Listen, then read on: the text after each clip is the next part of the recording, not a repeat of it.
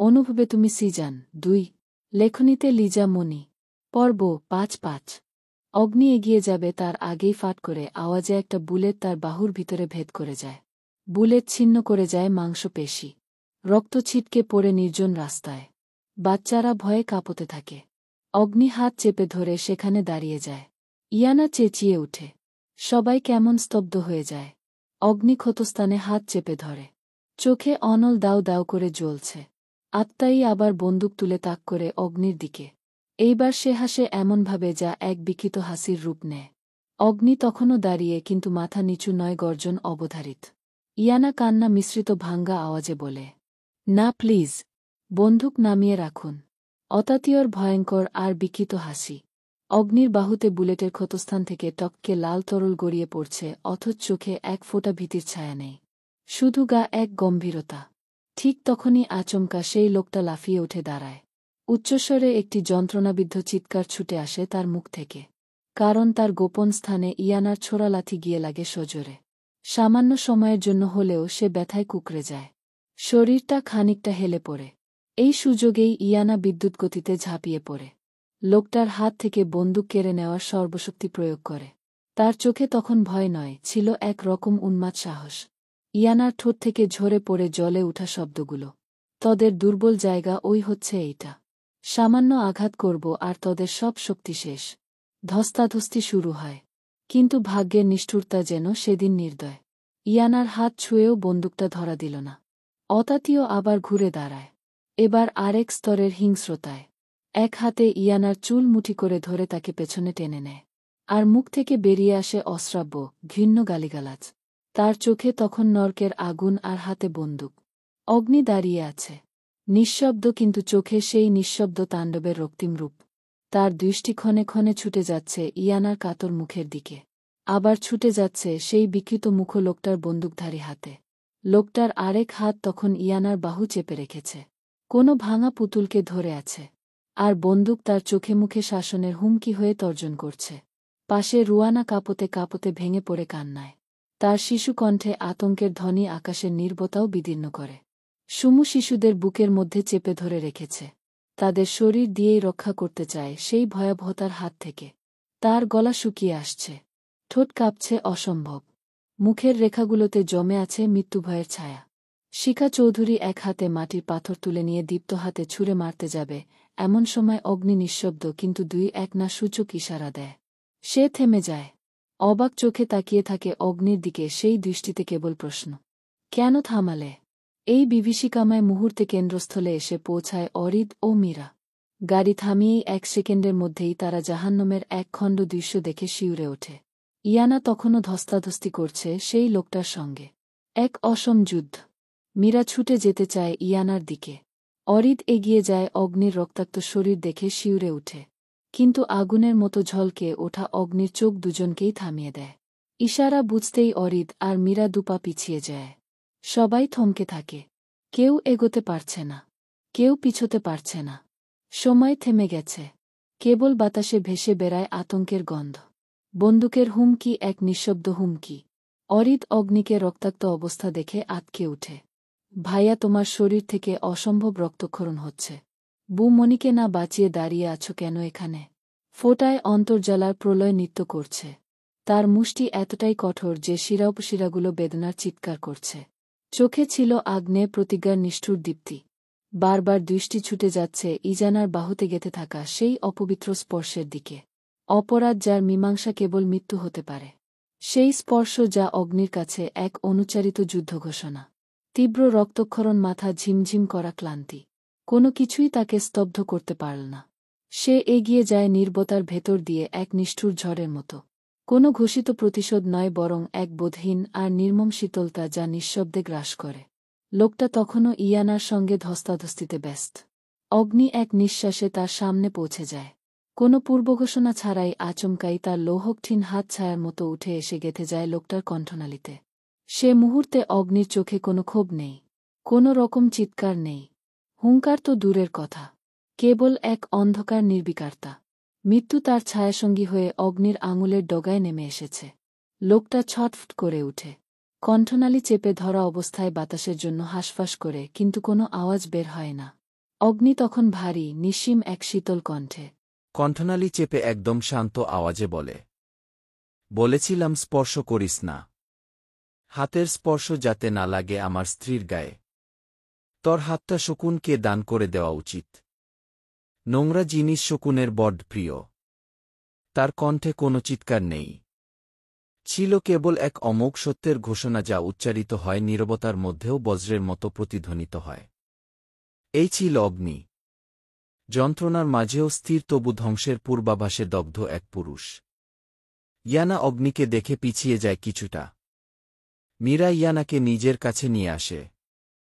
রুয়ানা এগিয়ে এসে ইয়ানাকে জড়িয়ে ধরে বলে, তুমি ঠিক আছো তো আপু? কিছু হয়নি তো তোমার? আমি একদম ঠিক আছি। চিন্তা করিস না তোরা। অগ্নির হাত তখন সেই বিকৃত লোকটার কণ্ঠনালীতে এমনভাবে গেঁথে আছে। লোকটার চোখ ধীরে ধীরে উল্টে যাচ্ছে।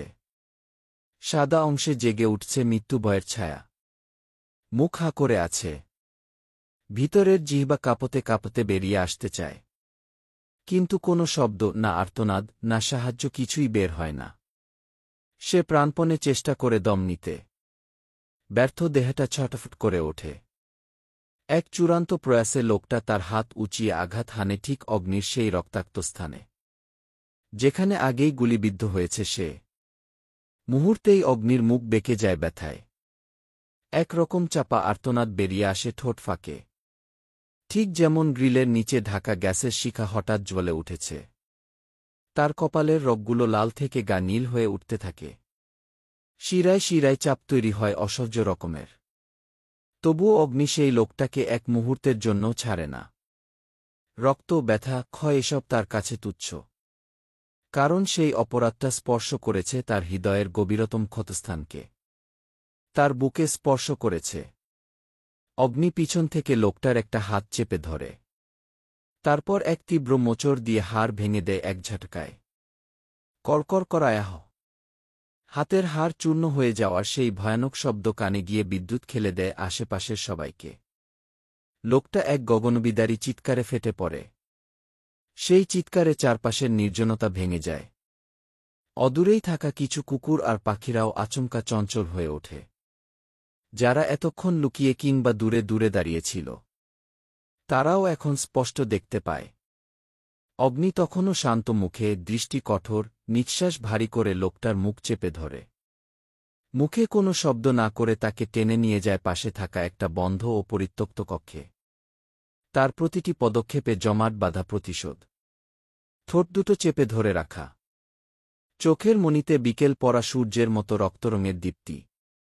তখনই পিছন থেকে এগিয়ে যায় ইয়ানা। চোখে পানি গড়াগড়ি খাচ্ছে। ভয় আর অস্থিরতা নিয়ে ছুটে যেতে চায় অগ্নির দিকে। কিন্তু হঠাৎ করেই সেই ঘরে গর্জে ওঠে এক বিস্ফোরণতুল্য হুঙ্কার। একটা পিঁপড়া ও যাতে প্রবেশ না করে। অগ্নির কণ্ঠে সেই মুহূর্তে কোনো মানবিকতা ছিল না। ছিল কেবল গর্জন। আগুনের ধ্বনি আর পুরুষত্বের নিরঙ্কুশ রুদ্রতা। সেই স্বর দেওয়াল কাঁপিয়ে দেয়। বাতাস জমে যায়। পাখিরা উড়ে যায় আশপাশ থেকে। তার সেই হুঙ্কারে ইয়ানার পা থমকে যায়। চোখ ভিজে ওঠে। ঠোঁট কামড়ে ধরে শক্তভাবে। কিন্তু কিছু বলতে পারে না। ইয়ানা দাঁড়িয়ে থাকে। স্তব্ধ হয়ে যায় অগ্নির সেই রহস্যময় কণ্ঠে। অগ্নিবদ্ধ রুমটাতে প্রবেশ করতেই 4-5 জন গার্ড আসে আরিফের সাথে। আরিফ কোনো দিকে না তাকিয়ে অগ্নির দেওয়া ঠিকানা অনুযায়ী চলে যায় সেই বিশাল বদ্ধ রুমে। বাড়িটা অনেক পুরনো। কেউ না থাকায় পাশে প্রচুর নোংরা পরিবেশ। আর বাড়ির নিচের খোলা স্থানটাই পথশিশুদের রাত কাটানোর স্থান। ইয়ানার ভয়ে রক্ত জমে যাচ্ছে। কি হবে ভিতরে এখন? লোকটাকে কি করবে? লোকটা অপরাধ করেছে, কিন্তু তাই বলে কি এতটা কঠিন মৃত্যু? অগ্নি লোকটাকে কোনো কিছু দিয়ে বাঁধে না। এতক্ষণ লোকটার সাথে অগ্নির অনেক ফাইট হয়েছে। অগ্নির ঠোঁট কেটে রক্ত বের হচ্ছে। কিন্তু তার 2টা ঘুষিতেই মাটিতে লুটিয়ে পড়ে লোকটা। অতাতীয়র মুখ থেকে অনর্গল রক্ত বমি হচ্ছে। গার্ডরা ভিতরে প্রবেশ করলে তাদেরকে ইশারা করে কাঙ্ক্ষিত জিনিসটা দেওয়ার জন্য। কালো হুডি পরিহিতা একজন গার্ড বক্স থেকে একটা দাঁড়ালো ছুরি বের করে অগ্নির হাতে দেয়। অগ্নি ধারালো দৃষ্টি দিয়ে লোকটার দিকে তাকায়। কোনো শব্দ ছাড়া লোকটা কিছু বুঝে ওঠার আগেই দেহ থেকে হাত আলাদা করে দেয়। লোকটা ব্যথায় শব্দ করে চিৎকার করতেও পারছে না। ততক্ষণে মুখ বেঁধে দেওয়া হয়েছে। শুধু মেঝেতে শরীর ছেড়ে দিয়ে পাগলের মতো ছটফট করছে। রক্ত রাঙ্গা হয়ে গিয়েছে নোংরা মেঝেটা। শুধু একটা হাত কাটা হয়েছে। যে হাত দিয়ে ইয়ানার বাহু চেপে ধরেছিল সেটা। অগ্নি হাঁটু ভেঙ্গে মেঝেতে বসে লোকটার সুস্থ আঙ্গুলগুলোর দিকে তাকিয়ে হেসে বলেছিলাম আমার স্ত্রীকে স্পর্শ না করিস। কিন্তু এই হাত দিয়ে তাকে মারার জন্য গান তো চেপে ধরেছিলি। তাহলে অক্ষত কিভাবে থাকবে বলতো? লোকটা মেঝেতে লুটোপুটি খেয়ে গঙ্গাচ্ছে। তরল তাজা রক্ত ভেসে যাচ্ছে পুরো মেঝে। রক্তের গন্ধ মোমো করছে চারপাশ। অগ্নি ছুরিটা লোকটার হাতের আঙ্গুলের উপর আলতোভাবে রাখে। এরপর একটা রহস্যময় হাসি দিয়ে সজোরে চাপ দেয়। আঙ্গুলগুলো ছুরি আঘাতে গভীর ক্ষতে থেতলে যায়। অগ্নি ছুরিটা দিয়ে হাত থেকে একটা করে আঙ্গুল আলাদা করতে থাকে। যেন এই কাজটা কোনো আর্ট। কাউকে নির্মম অবস্থা করাটাও কোনো এক শক্তি, কোনো এক ধৈর্য, যেটা করার ক্ষমতা সবার থাকে না। বর্তমানে লোকটার এক হাত নেই কবজি থেকে। আরেক হাতের প্রতিটি আঙ্গুল আলাদা হয়ে ছিটকে পড়ে আছে। অত্যাচার সহ্য করতে না পেরে লোকটা জ্ঞান হারায়। গার্ডের সাহায্য নিয়ে লোকটার জ্ঞান ফেরানো হয়। অগ্নি গম্ভীর হয়ে বসে রক্তাক্ত বডির সামনে। মুখের বাঁধন খুলে দিয়ে চোখে চোখ রেখে ঝাঝালো কণ্ঠে বলে, কার সহকারী তুই? তোর কোনো বসকে মেরেছি আমি। লোকটার ভাঙ্গা গলার শব্দ বিড়বিড় করে উঠে। আলবার্ট! অগ্নির চোয়াল শক্ত হয়ে আসে। কপালের রোগগুলো পুনরায় ফুলে উঠে। লালাপ চোখে তাকিয়ে উঠে, দাঁড়িয়ে দাঁত কিরমিরিয়ে উঠে। শালা মাদার বোর্ডের বাচ্চা! গার্ডের কাছে গচ্ছিত প্রতিটি গান দিয়ে লোকটার দেহে একই জায়গায় 20টা গুলি করে। গুলির আঘাতে পুরো বুক ঝাঁঝরা হয়ে ওঠে। মাংস খুলে পড়ে শরীর থেকে মেঝেতে। রক্তের স্রোত বইতে থাকে। এতেই থেমে থাকেনি। পুরো দেহে পরপর অসংখ্য গুলি বিদ্ধ করে। গুলিবিদ্ধ হওয়া বড়িটা কি কোনো মানুষের নাকি কোনো মাংসের স্তূপ বুঝা মুশকিল। পুরো শরীর ঝাঁঝরা হয়ে গিয়েছে। গুলির শব্দে চার পাশ ঝংকার তুলে। বাহির থেকে দাঁড়িয়ে থাকা ইয়ানা তারা কেঁপে উঠে। ইয়ানা জানত এমন কিছুর সম্মুখীন হবে, তাই বাচ্চাগুলোকে এখান থেকে পাঠিয়ে দিয়েছে। তারা বাচ্চা, তারা ভয় পেলে আগলে রাখবে কে? রাতে যখন এইসব বিকট শব্দের ভয়ঙ্কর বাজে স্বপ্ন দেখে চিৎকার দিয়ে উঠবে, তখন এদের মাথায় হাত বুলিয়ে দিবে কে? কেউ নেই তাদের। তাই ইয়ানা আগে থেকেই আলাদা পাঠিয়ে দিয়েছে। ইয়ানা ভিতরে ভিতরে ভয়ে কাঁপছে, কিন্তু উপর থেকে একদম শক্ত। মীরা, ইয়ানা, শিখা চৌধুরী, অরিত অগ্নির ভয়ঙ্কর রূপ সম্পর্কে অবগত। কিন্তু সুমু, আরু আর রুয়ানা, তারা তো আজ প্রথম দেখেছে।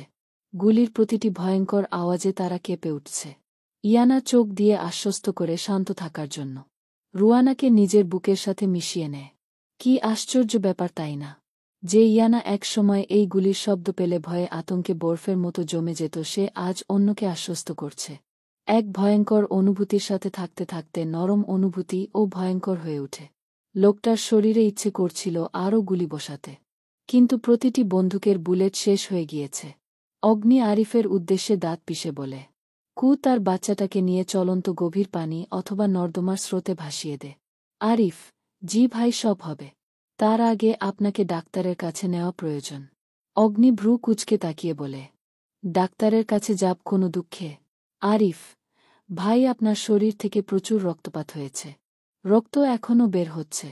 শরীর দুর্বল হয়ে পড়বে। জ্ঞান হারিয়ে পড়বেন যে কোনো সময়। অগ্নি আরিফের কথাকে এড়িয়ে চলে বিরক্তি নিয়ে বলে, লাগবে না এইসব। হসপিটাল গেলেই বালের ডাক্তার সব বেডে চেপে ধরে রাখে। লম্বা পাইপ একটা লাগিয়ে বলবে কয়েকদিন বেড রেস্ট নিন। যত সব ফাউল মার্কা ন্যাকামি কথাবার্তা। অগ্নি লোকটার শরীরে থুথু ফেলে বাহির হতে যাবে, এমন সময় মাথায় হাত দিয়ে দাঁড়িয়ে পড়ে। হুট করে স্তব্ধ হয়ে দাঁড়িয়ে থাকে। আরিফ জেদ ধরে অগ্নির কাছে গিয়ে বলে, ভাই, জীবনে কোনোদিন আপনার অবাধ্য হয়নি। যেদিন থেকে আমাকে পালন পোষণ করে আপনার সহকারী বানিয়েছেন, ঠিক সেদিন থেকে আপনার একটা কথাও অমান্য করিনি। আজ আপনাকে আমার সাথে ডাক্তারের কাছে যেতেই হবে। বাংলাদেশে আপনার পার্সোনাল ডাক্তার নেই যে রুমে গিয়ে চিকিৎসা করিয়ে দিয়ে আসবে। আপনি অসুস্থ হয়ে পড়েছেন। খুব দ্রুত চিকিৎসার প্রয়োজন। অগ্নিনাক মুখ কুঁচকে ফেলে। সামান্য গুলি খেয়ে ও এখন হসপিটালে যেতে হবে।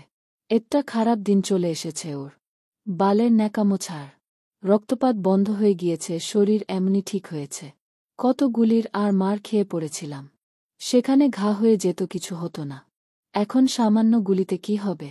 অগ্নির তিরিক্ষি মেজাজের ভিতরে অতীতের ভয়ঙ্কর সত্য অনুমান করতে পেরে আরিফ গভীর নিঃশ্বাস ছাড়ে। কিন্তু সে আজ অগ্নিকে ডাক্তারের কাছে নিয়ে যাবেই। আর যদি না নিতে পারে তাহলে সেও অগ্নি চৌধুরীর অ্যাসিস্ট্যান্ট নয়।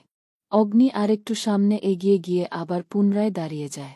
আরিফের দিকে তাকিয়ে বিরক্তি নিয়ে প্রশ্ন করে, আমার মাথা এমন করছে কেন আরিফ? হাঁটতে পারছি না, ঢলে পড়ে যাচ্ছি। বালের জিন্দেগি। কি হয়েছে আমার সাথে?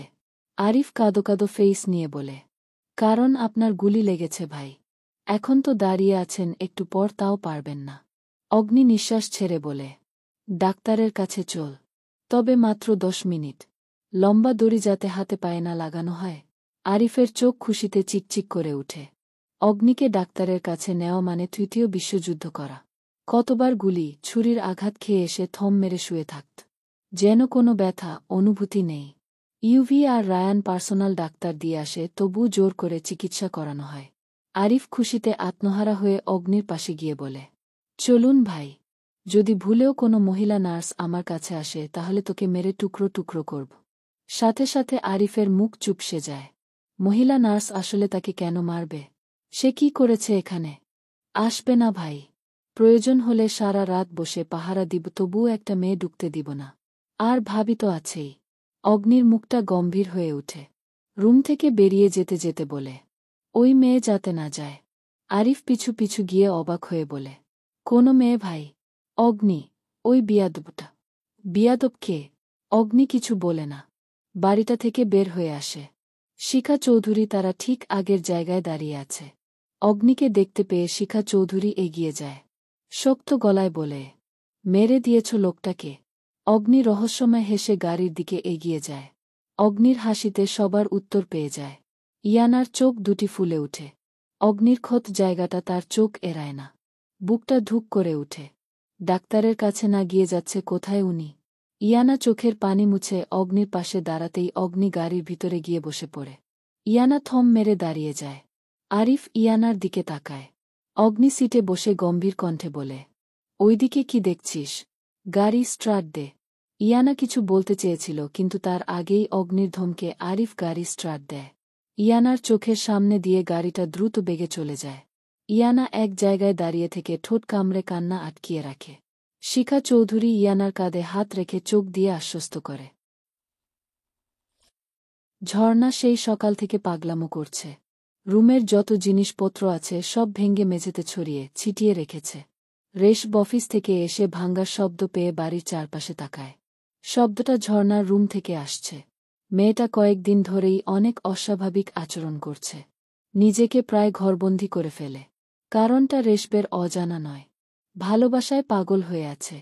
তাও এমন একজনের জন্য যার সাথে মিল হওয়া অসম্ভব।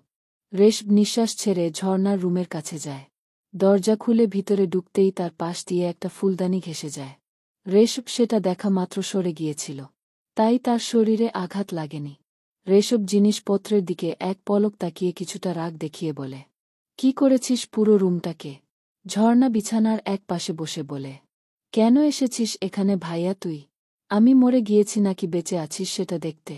রেশব ধীর পায়ে ঝর্ণার কাছে যায়।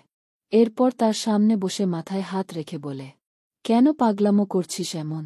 ঝর্ণা রেশবের বুকে মাথা রেখে ডুকরে কেঁদে উঠে। আমি সত্যি অগ্নিকে খুব ভালোবাসি ভাইয়া। ও আমার জীবনের প্রথম ভালোবাসা ছিল। ওকে ছাড়া আমি বাঁচতে পারব না ভাইয়া। ইয়ানার সাথে যখন অগ্নিকে একসাথে দেখি তখন আমার নিঃশ্বাস বন্ধ হয়ে আসে।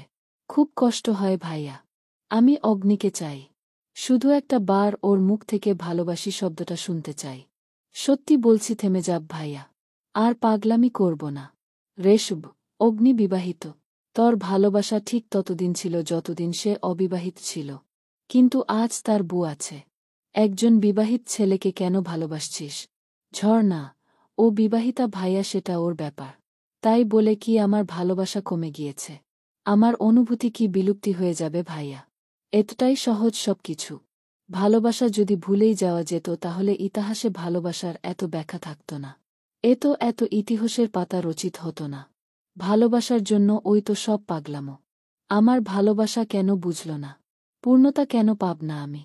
একপক্ষিক ভালোবাসা আর সহ্য করতে পারছি না। সত্যি বলছি, মরে যাব আমি।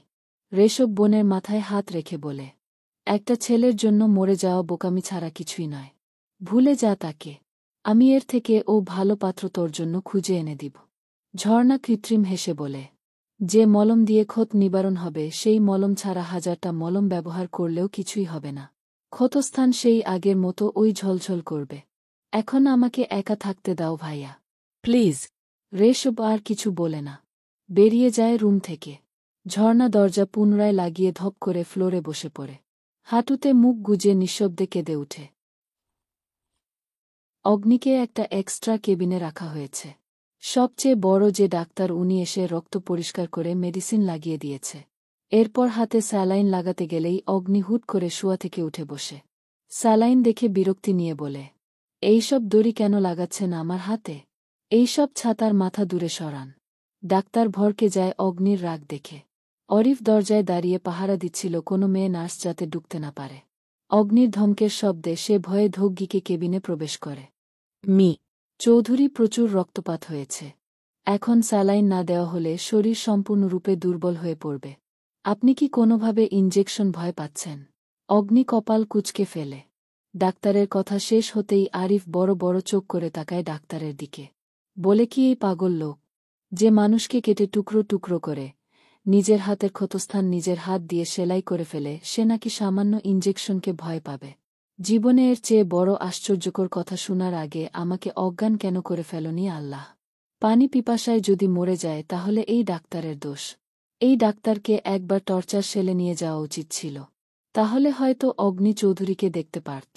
আরিফ শুকনো ধোক গিলে বলে, ভাই, ডাক্তারের কথা মেনে নিন। স্যালাইনটা লাগিয়ে নিন। না হলে শরীর দুর্বল থাকলে একটু কানাডায় ফিরবেন কিভাবে? অগ্নি ভ্রু কুঁচকে বলে, তোর কথা অনুযায়ী এইটা নিয়ে 1 ঘন্টা শুয়ে থাকতে হবে। সর বাল সামনে থেকে। রাতে ঘুমানোর সময় ভালোভাবে 1 ঘন্টা শুয়ে থাকি কি না সন্দেহ। আরিফ ভাই, তাহলে রাতে কি করেন? অগ্নি, বউ আছে, এইবার ভাব কি করি? আরিফের মুখ বন্ধ হয়ে যায়। এমন নির্লজ্জ তো তার বশ ছিল না। এমন উত্তর কিভাবে দিতে পারল? এখন আমি এর পাল্টা উত্তর কি দিব? ডাক্তার অগ্নিকে ঠান্ডা মাথায় বুঝিয়ে স্যালাইন লাগিয়ে দেয়। এর মধ্যে ইউভি আর রায়ান কেবিনে ঢুকে। রায়ান অগ্নির হাতে স্যালাইন দেখে খুশি হয়ে ডাক্তারের উদ্দেশ্যে বলে, আপনার জন্য একটা যুদ্ধের বাংলো বানানো দরকার। অনেক কষ্টে যুদ্ধে শহীদ হয়েছেন। তবে সেই বাংলোতে আপনার নাম থাকবে বড় বড় অক্ষরে। ডাক্তারের বোকা চাহনির উত্তর, কিসের যুদ্ধ? রায়ান, স্যালাইন যুদ্ধ। ডাক্তার মুচকি হাসে। এরপর বেরিয়ে যায় কেবিন থেকে। ইউভি অগ্নির কাছে গিয়ে চেয়ারে বসে বলে, হসপিটাল কেমন লাগছে ভাই? অগ্নি কিছু বলতে পারে না। তার আগেই দরজার কাছের দিকে দৃষ্টি পড়ে। ইয়ানা আর শিখা চৌধুরী দাঁড়িয়ে আছে। অগ্নি সেদিকে তাকিয়ে আগে অন্যদিকে তাকায়। অগ্নির আচরণ ইয়ানার মনটা বিষিয়ে তুলে। কোনো বাদ ছাড়াই চোখ থেকে পানি গড়িয়ে পড়ে। ইয়ানা কেবিনে ঢুকার জন্য প্রবেশ করতেই অগ্নির কর্কশ আওয়াজ, খবরদার আম্মু, এই ঘাড় তেরা যাতে আমার কাছে না আসে। বলো রাস্তায় গিয়ে আরও মানব সেবা করতে। আর রাস্তায় যতজন বৃদ্ধ বসা আছে সবাইকে গিয়ে সাহায্য করতে। আমার পাশে যাতে না আসে। পুরো কেবিনে অগ্নির প্রতিটা বাক্য ধাক্কা খায়। ইয়ানা চোখ তুলে তাকায় বেডে শুয়ে থাকা ব্যক্তিটার দিকে। শিখা চৌধুরী অগ্নির উদ্দেশ্যে বলে, সে কি জানত ওই ব্যক্তি ছদ্মবেশী ছিল? অগ্নি দাঁতে দাঁত পিষে, অনুমতি নিয়ে বের হয়েছে আমার। একবার ও বলেছে এখানে আসবে।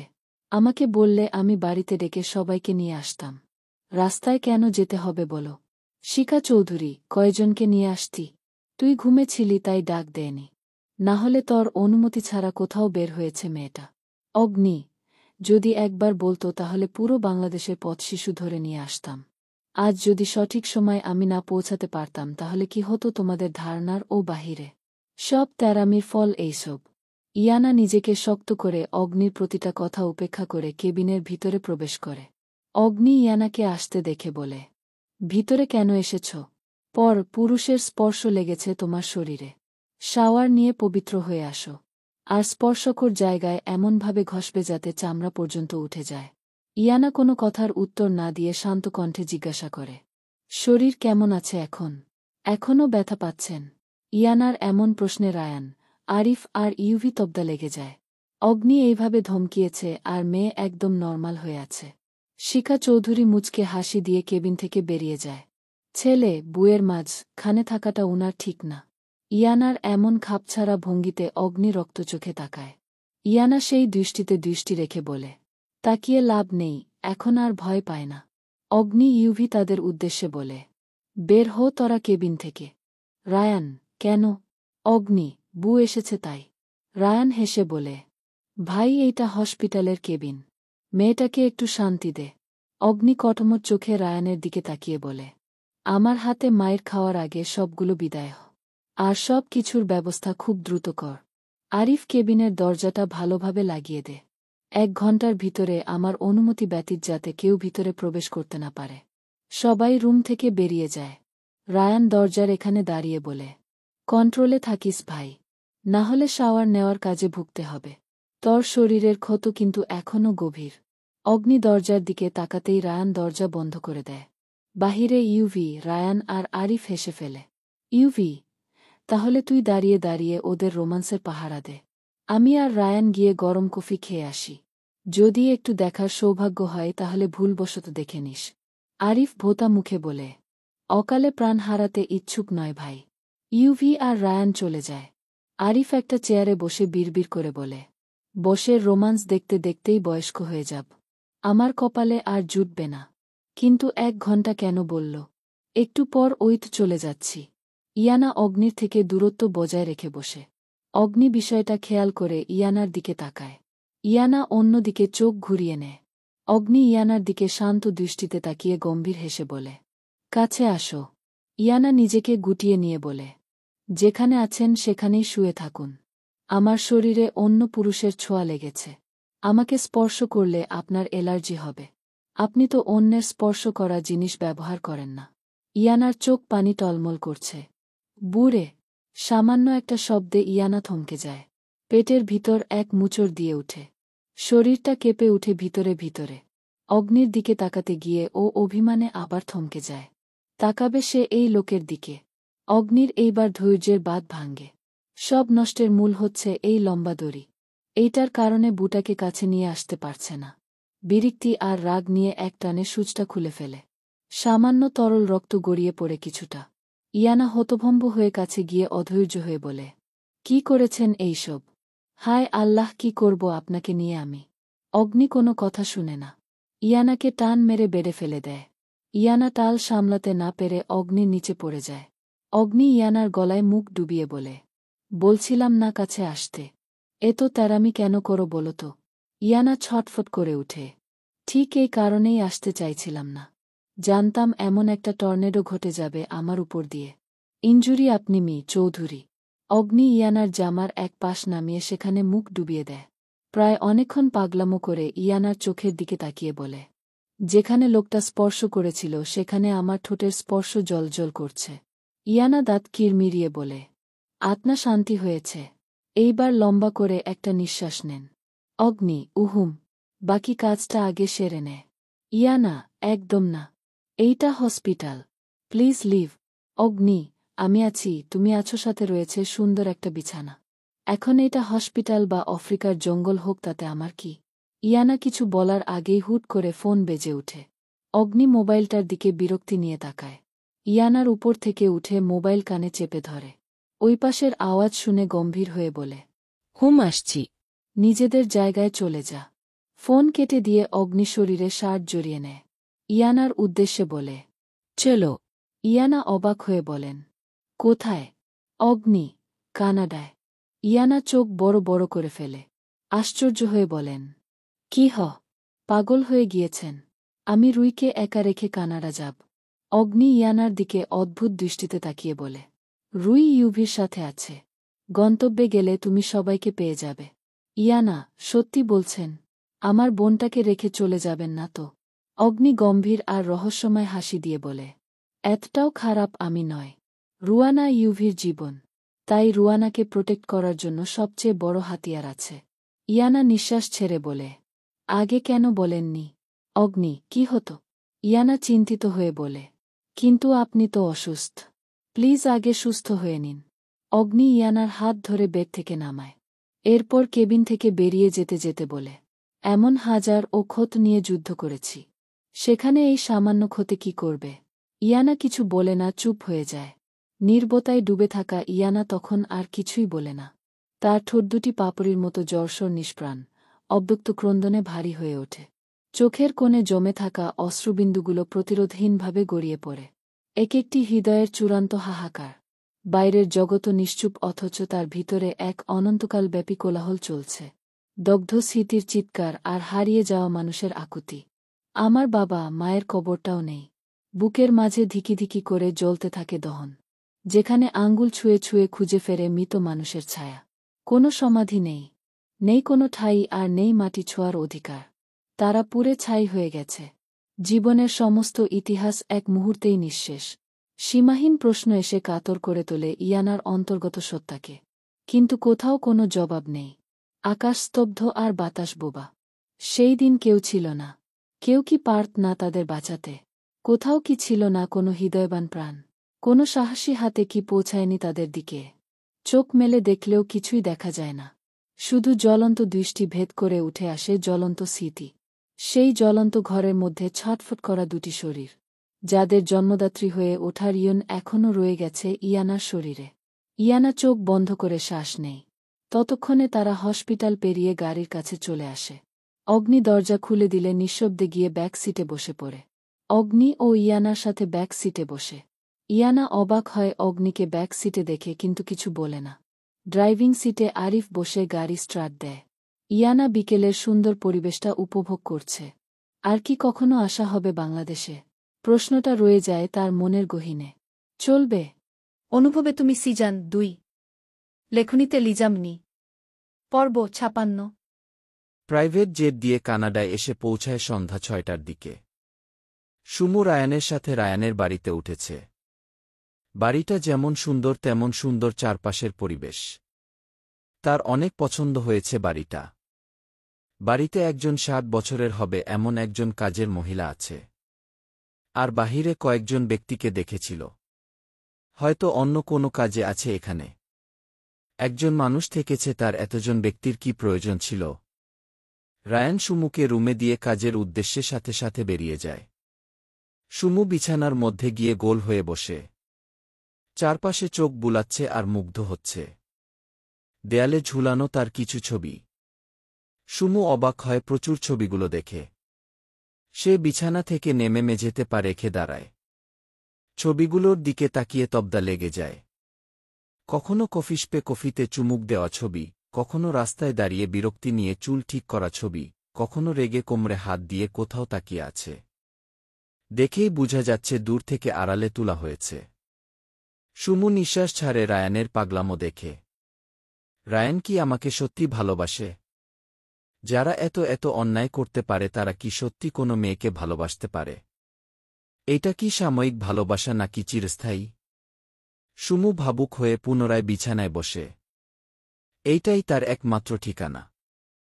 তার স্বামীর বাড়ি। মাকে রেখে দেশ ছেড়ে বিদেশ এসে থাকতে হচ্ছে। আচ্ছা, রায়ান কোনোদিন আমাকে ঠকাবে না তো? আমি ইয়ানার মতো এত শক্ত আর কঠোর নয়।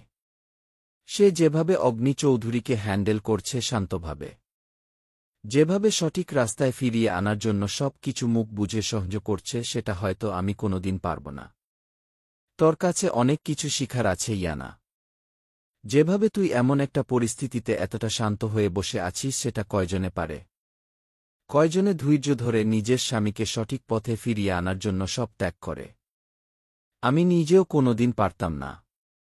সুমু পানির গ্লাস নেওয়ার জন্য উঠে দাঁড়ায়। এরপর পানি খাওয়ার জন্য গ্লাস হাতে নিতেই কেউ একজন পিছন থেকে জড়িয়ে ধরে। সুমু ভয়ে উচ্চস্বরে চেঁচিয়ে উঠে। গ্লাসের পানি সবটা পড়ে রায়ানের উপর। সুমুকে চেঁচাতে দেখে রায়ান থতমত খেয়ে যায়। সুমুর ঠোঁট আঙ্গুল দিয়ে চেপে ধরে মৃদু আওয়াজে বলে, চেঁচাচ্ছ কেন এইভাবে? রায়ানের কণ্ঠ আর স্পর্শ পেয়ে সুমু পিটপিট করে চোখ খোলে। রায়ানকে চোখের সামনে দেখে একটা স্বস্তির নিঃশ্বাস ছাড়ে। রায়ান নিজের আঙ্গুল নামিয়ে আনে। ওহ, আপনি এইভাবে হুট করে চলে আসাতে ভয় পেয়ে গিয়েছিলাম। পর মুহূর্তে রায়ানের দিকে তাকাতেই অবাক হয়ে যায়। আশ্চর্য কণ্ঠে বলে, ভিজেছেন কিভাবে? রায়ান, বউ আদর করে পানি ঢেলে দিয়েছে। রায়ানের কথায় সুমু চুপসে যায়। মনে পড়ে তার হাতে পানির গ্লাস ছিল, যেটা রায়ানের উপর গিয়ে পড়ে। সুমু অপরাধসূচক মাথা নিচু করে বলে, সরি, আমি বুঝতে পারিনি। কষ্ট করে চেঞ্জ করে নিন, কিছু মনে করবেন না। রায়ান কিছুক্ষণ সুমুর দিকে তাকিয়ে গম্ভীরবাঁকা হেসে বলে, কেন কিছু মনে করব না? অবশ্যই মনে করেছি। সুমু রায়ানের শিকার উক্তিতে বলে, সামান্য পানি ওইত পড়েছে, এভাবে বলছো কেন? রায়ান, তুমি নিজে পানি ফেলে নিজেই অনেক কিছু মনে করছ। সেখানে আমার শরীরে পড়েছে, আমি মনে করব না? সুমু ছোট ছোট চোখ করে রায়ানের দিকে তাকায়। রায়ান দুষ্টু হেসে এক ভ্রু নাচিয়ে সুমুকে ইশারা করে। সুমু কপালের ভাঁজ প্রখর করে আদেশ সুরে বলে, মজা না করে ফ্রেশ হয়ে আসুন। রায়ান, কেমন লাগল নিজের স্বামীর বাড়ি? রায়ানের হঠাৎ প্রশ্নে সুমু সিটিয়ে যায়। কেন জানি অজানা কারণে লজ্জা লাগছে। এই বাড়িটা স্বামীর বাড়ি ভাবতেই বউ বউ একটা ফিল আসছে। সে ও কারো বউ। সুমুকে এমন লজ্জা পেতে দেখে রায়ান বলে, যাক বাবা, কি এমন বললাম যে তুমি নতুন বউয়ের মতো লজ্জা পাচ্ছ? শুধু বাসরটা হয়নি দেখে, না হলে তোমার কোলে সরি তোমার পেটে এতদিনে আমার বাচ্চা থাকত। সুমু চোখ বড় বড় করে ফেলে। রায়ানের দিকে তাকানোর সাহস হচ্ছে না। রায়ান বরাবর তার কাছে গম্ভীর আর রাগী একজন ব্যক্তি হিসেবে পরিচিতি পেয়েছে, কিন্তু কখনো এমন নির্লজ্জ কথা তার সামনে বলেনি। সুমুর অস্বস্তিতে পুরো শরীর কাঁপা শুরু করে দেয়। কি বলছে এইসব উনি? উনি কি সেই রায়ান যাকে সেদিন জুতা দিয়ে ঢিল ছুঁড়েছিলাম? এই লোক এমন নির্লজ্জ হল কবে? সুমুকে হাঁসফাঁস করতে দেখে রায়ান হেসে পুনরায় কিছু বলতে যাবে, তার আগেই সুমুর কঠোর কণ্ঠ, চিহ, কিসব নির্লজ্জ কথা বলা শুরু করেছেন আপনি? আর কিছু বলবেন না প্লিজ। বলব না, বাট করব। সুমু থতমত খেয়ে বলে, কি করবেন? রায়ান, অনেক কিছু। যা যা এতদিন অশান্ত ছিল সেই সব। দেখো সুমু, তোমাকে একটা কথা বলি, অগ্নির ছেলের সাথে আমার মেয়ের বিয়ে দিতে চাই, অথবা অগ্নির মেয়ের সাথে আমার ছেলের বিয়ে দিতে চাই। এখন পরিচর্যা যদি না করি ফসল আসবে কোথা থেকে বলো? তবে চিন্তা কিরো না, তুমি চিৎকার করলেও কেউ শুনবে না। এইটা সাউন্ড প্রুফ রুম। রায়ানের প্রতিটা বাক্যে সুমুর বুক ধুক ধুক করে উঠছে। পানির পিপাসায় বিষম খেয়ে ওঠে। এইসব কথা সহ্য করা যায় নাকি? সুমুকে বিষম খেতে দেখে রায়ান পানির গ্লাস এগিয়ে দেয়। সুমু পানি খেয়ে নিজেকে শান্ত করে দাঁত চেপে বলে, আর যদি আর একটা বেহায়া কথা বের হয় তাহলে আপনাকে আমি গনপিটানি খাওয়াব। রায়ান সুমুর কথায় হেসে বলে, সরি বউ, এখানে সারাদিন চিৎকার করলেও কেউ আসবে না। Sound proof. সুমু কাঁদো কাঁদো ফেস নিয়ে বলে, ভয় কেন দেখাচ্ছেন এইভাবে? সুমুকে ভরকে যেতে দেখে রায়ান আর কোনো দুষ্টামি করে না। সামান্য কথায় যেভাবে কাঁপছে, আর একটু লোড দিলে গান হারিয়ে ফেলবে। ইয়ানা রাতের নিস্তব্ধতা ভেদ করে সুইমিং পুলের এখানে বসে। চারদিকে আলোতে আলোকিত পুরো এরিয়া। ঝলমল করছে বাড়ির চারদিকে। রাতের অন্ধকার বুঝা মুশকিল। ইয়ানা নীল চকচক পানিতে পা ভিজিয়ে বসে।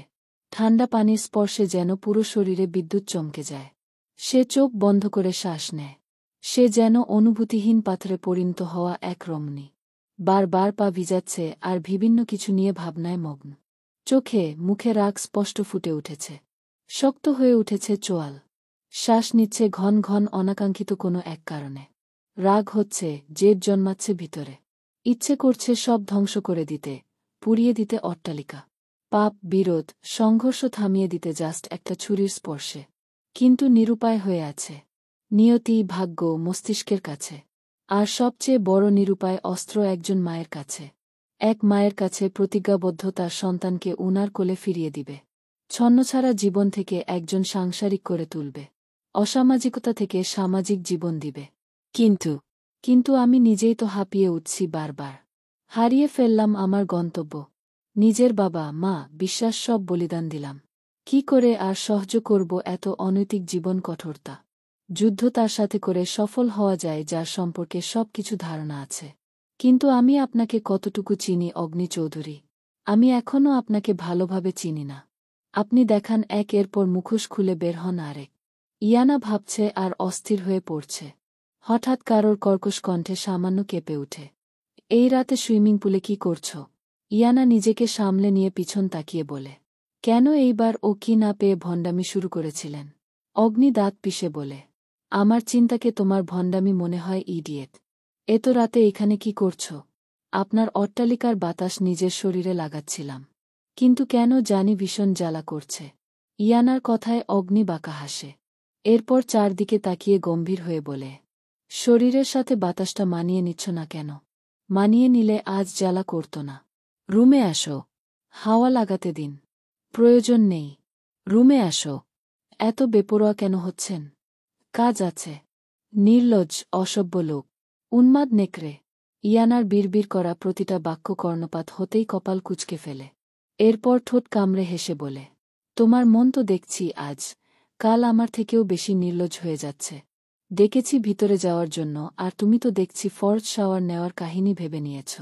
ইয়ানা, আমি আপনার মতো নির্লজ্জ নয়। বিশ্বাস আছে নাকি আপনার উপর? অগ্নি বাঁকা হেসে বলে। আমাকে অবিশ্বাস করে কি সুইমিং পুলে থাকার ইচ্ছে প্রকাশ করছ নাকি? আমি তোমাকে আগেই বলেছি জান, আমি আর তুমি যদি একসাথে থাকি সেখানে স্থান আমার কাছে ম্যাটার না। হোক সেটা সুইমিং পুল, আফ্রিকার গহীন জঙ্গল, ৭ তবক জমিনের নিচে, সমুদ্রের তলদেশে। কি আসে যায় তাতে আমার? কিন্তু কথা হচ্ছে যেসব জায়গার নাম আমি বলেছি সেখানে যাওয়া সম্ভব না। না হলে সব জায়গাতেই একবার একবার করে ট্রাই করতাম। ইয়ানা, আপনার তো ক্ষমতার অভাব নেই। পারলে ক্ষমতা দেখিয়ে ট্রাই করতে পারেন। অগ্নি, তোমার অনুভব দেখছি আমার থেকেও প্রখর। বললেই পারো সেসব জায়গায় আমার সাথে রোমান্স করতে চাও। ইয়ানা দাঁত কিরমিরিয়ে বলে। সব কিছুতে নেগেটিভ চিন্তা, ভাবনা। অগ্নি, ৮০ পজিটিভ হয়ে ৮০ বার তোমার সান্নিধ্য পেলে নেগেটিভে রূপান্তর হয়ে যায়। ইয়ানা কিছুক্ষণ চুপ থেকে শান্ত কণ্ঠে বলে। আমাকে আপনার টর্চার সেলে নিয়ে যাবেন? যেখানে বাচ্চা আর মেয়েগুলোকে আটকে রাখা হয়। ইয়ানার কথা বলার সাথে সাথে অগ্নি সোজা হয়ে দাঁড়ায়। দাঁত কটমট করে শ্বাস টেনে বলে। প্রয়োজন নেই ওইখানে যাওয়ার। ইয়ানা কাতর কণ্ঠে বলে। প্লিজ, একবার দেখতে চাই সেই নিষ্পাপগুলোকে। অগ্নি, আমি এইসবে সরাসরি যুক্ত নয় ইয়ানা। আর আমি কখনো সেই কক্ষে পা রাখি না। ইয়ানা তাচ্ছিল্য হেসে বলে। কি আজব কথা আপনার অগ্নি চৌধুরী।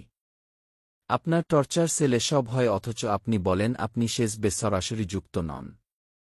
আপনি অনুমতি দেন অথচ আপনি বলছেন সরাসরি যুক্ত নন। আপনি টাকার অংশ নেন অথচ আপনি বলছেন সরাসরি যুক্ত নন। সরাসরি যুক্ত কোনটাকে বলে বলুন তো? যে খুন করে নাকি যে খুন করার আদেশ দেয়? অগ্নির চেহারা কঠোর হয়। রুক্ষ হয়ে উঠে তার মেজাজ। তবুও নিজেকে শান্ত করে বলে। কাজ এইটা আমার। রাজাকে সকল প্রজার কাজকে মেনে চলতে হয়। ইয়ানা, আর রাজা ন্যায়পরায়ণ হয়। ন্যায় বিচার করেন। যারা অতিরিক্ত পাপ করে তাদের শাস্তি দিয়ে থাকেন। ইয়ানার কথায় ইয়ানা হুট করে গম্ভীর হেসে উঠে। তবে সেটা মোটেও প্রাণবন্ত হাসি নয়। এক ভয়ানক কর্কশ আর গম্ভীর। অগ্নি ইয়ানার দিকে তাকিয়ে বলে। আমি সেই রাজা নয় যে ন্যায়পরায়ণ হব। আমি তো নিজেই অন্ধকারে ডেকে যাওয়া ব্যক্তি। সেখানে অন্যকে যদি বলি তোমরা এইসব করো না, তোমার কি মনে হয় তারা মেনে নিবে? তারা হাসবে। ইয়ানা, মানুষ ভাগ্যের চাপে খারাপ হয় কিন্তু আপনার মতো জানোয়ার হয় না। একবার খুব ইচ্ছে করে আমার বুকটাকে কেটে আপনার সামনে নিয়ে আসতে। ভিতরের যেই জ্বালা সেটা এক নজর দেখাতে। প্লিজ সেসব পাপ ছেড়ে দিন। বাচ্চাদের বলি দেওয়া থেকে নিষিদ্ধ করুন। মেয়েগুলোকে বাঁচান। অবৈধ ব্যবসা থেকে বেরিয়ে আসুন। গ্যাংস্টার হয়ে থাকুন কিন্তু সেসব বিশাল পাপ থেকে আড়াল হয়ে যান। অগ্নি, পারব না। ইয়ানা গলা শক্ত করে বলে। আপনি পারবেন না, কিন্তু আমি তো পারব। আমি আপনাকে নিয়ে আসব। অগ্নি কপাল ভাঁজ করে ইয়ানার সরল মুখটার দিকে তাকায়। কেন এইসব ঘাটাঘাটি করছ? বউ হয়েছি তাই। বউ হয়েই থাকো। আগুনে ছপ দিতে যেও না ইয়ানা। একটু দিতে চাই। যদি আমার ভালোবাসা সত্যি হয় তাহলে একদিন আপনি ফিরবেন সব কিছু থেকে। আর আমি আপনাকে ফিরাব। পারবে না। শুধু শুধু নিজের বিপদ কেন ডেকে আনছ? অনেকটাই তো পেরেছি। ঠিক ততটুকু পেরেছ যা আমি পারতে দিয়েছি। অতিরিক্ত কিছু করো না ইয়ানা। আমার রাগের নিয়ন্ত্রণ নেই। নিয়ন্ত্রণ হারিয়ে ফেললে তোমাকে আঘাত করতে ও আমি দুইবার ভাবব না। যুদ্ধ করা থেকে নিরত থাকো। ইয়ানা, যুদ্ধ শত্রুপক্ষের সাথে করা হয়। নিজের সবচেয়ে কাছের ব্যক্তিটার সাথে যুদ্ধ কিভাবে করব বলুন? অগ্নি তীর্যক চোখে ইয়ানার দিকে তাকায়। এরপর ধীর পায়ে এগিয়ে যায় তার কাছে। ইয়ানার সাথে ঘনিষ্ঠ হয়ে পুরো মুখে দৃষ্টি রেখে বলে, কি ঘুরছে তোমার মাথায়? কি করতে চাইছ তুমি? আপাতত আপনার টর্চার সেল দেখতে চাই। অগ্নি নিজের রাগ কন্ট্রোল করতে না পেরে শক্ত করে ইয়ানার বাহু চেপে ধরে। চোখগুলো লাল হয়ে উঠছে ধীরে ধীরে। ইয়ানা নিজের বাহুর ব্যথায় নিজেকে শক্ত করে রাখে। কিন্তু মুখে ব্যথার কোনো রিয়াকশন নেই। তবে মনের ভিতরে প্রতিজ্ঞা করে লুকিয়ে হলেও আমি সেই নিষিদ্ধ জায়গায় পা রাখব। আপনাকে সামলাতে গেলে আগে আপনার সম্পর্কে সব জানতে হবে অগ্নি চৌধুরী। আর আমি সব উন্মুক্ত করব। এত জেদ কেন তোমার? তোমাকে সবার আড়ালে রাখি বলে আজও অক্ষত হয়ে আছো। তোমার উপর যতটা বিপদ আসে প্রত্যেক বিপদের সম্মুখীন আমি হয়। শরীরে যতটা ক্ষত আছে সব থেকে বড় ক্ষত হচ্ছে তোমার ঘৃণা ভরা চাহনি ইয়ানা। যদি আমি আগের অগ্নি হতাম তাহলে সেই চাহনির কারণে তোমার ঠাঁই হতো মাটির নিচে। মেরে ফেলে দিতাম একদম। আমার সামান্য গলা উঁচু করে কেউ কথা বলতে পারে না। তার বুক ছিন্ন বিচ্ছিন্ন করে দেয়। সেখানে তোমার প্রতিটা জেদ, প্রতিটা প্রশ্ন, তোমার প্রতিটা শব্দ চায়ন ঘৃণা আমি কোমলতা হিসেবে গ্রহণ করি। একবার বাহিরে পা রাখো আমাকে ছাড়া 2 সেকেন্ড ও টিকবে না। অগ্নির হাতের স্পর্শের গভীরতা এতটাই প্রখর ছিল যে ব্যথায় ইয়ানার চোখ দিয়ে পানি গড়িয়ে পড়ে। ভাঙ্গা গলায় বলে, সেজন্য ওই তো বের হচ্ছি না। আপনার পাশেই থাকছি বারবার। এতটা বিরোধ আর যুদ্ধ কিন্তু আপনার কারণেই। আমার জীবনে আগে কিন্তু এইসব ছিল না। ছিল না কোনো রকম জীবন, মৃত্যুর লড়াই। ইয়ানা কথাটা বলে ধাক্কা দিয়ে অগ্নিকে সরাতে গিয়ে নিজেই টাল সামলাতে না পেরে পা পিছলে সুইমিং পুলের ভিতরে পড়ে যেতে নেয়। ইয়ানা প্রায় হেলে পড়ে সেদিকে। কিন্তু অগ্নি শক্ত করে হাত চেপে ধরে। অগ্নির মুখে বাঁকা হাসি। ইয়ানা ভয়ে বলে, ছাড়বেন না প্লিজ। আমি পানিতে সাঁতার পারি না। অগ্নি, পানি বেশি নয়। তোমার গলা বা তার উপরে হবে। সাঁতার না পারলেও সমস্যা নেই। ইয়ানা মাথা দুদিকে নাড়িয়ে বলে, প্লিজ এমন শত্রুতা করবেন না। রাতে পানিতে ভিজলে আমার ঠান্ডা লেগে যাবে। আমাকে। ইয়ানা আর বলতে পারেনি। অগ্নি হাত ছেড়ে দেয়। ইয়ানা গিয়ে সোজা পানিতে পড়ে। সামান্য পানি খেয়ে হাঁপাতে হাঁপাতে কেসে উঠে। পানি খাওয়াতে চোখ লাল হয়ে গিয়েছে। সব চুল মুখে এসে আছড়ে পড়ে। ইয়ানা সোজা হয়ে দাঁড়ায়। এরপর অগ্নির দিকে রাগী দৃষ্টিতে তাকায়। অগ্নি হাঁটু ভেঙে পুলের পাশে বসে বলে, এই মুহূর্তে তোমার মাথা ঠান্ডা করা প্রয়োজন ছিল। যেসব পাগলামি করছিলে সেসব সমাপ্তির প্রয়োজন।